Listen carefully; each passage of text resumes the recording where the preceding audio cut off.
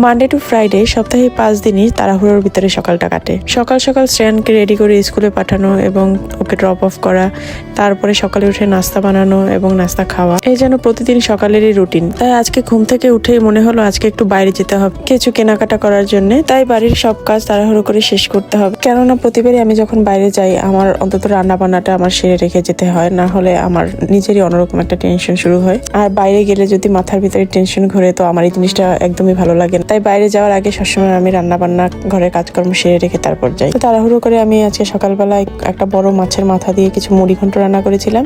রান্না শেষ করে আমি ফ্রি মাইন্ডে বের হয়ে গেলাম বাইরে শপিং করার জন্য। আর আমি বাইরে থেকে কিছু বাংলাদেশি মাছ কিনে নিয়ে এসেছিলাম। চিংড়ি মাছ পেয়েছিলাম অনেকদিন পর, আর এই ছোট চিংড়ি মাছটা আমার খুবই পছন্দের, তো অনেকদিন পর আমি এটা পেয়েছি। তাই আজকে 5 প্যাকেট আমি কিনে নিয়ে আসলাম। আর কিছু কাচকি মাছের গুঁড়ো, এগুলো আমি কিনে নিয়ে এসেছিলাম বাইরে থেকে। তো এভাবেই আজকে আমার দিনটা কাটলো, খুব সুন্দর একটা দিন কাটলো। তোমরা সবাই ভালো থেকো, সুস্থ থেকো আর আমার পাশে থেকো।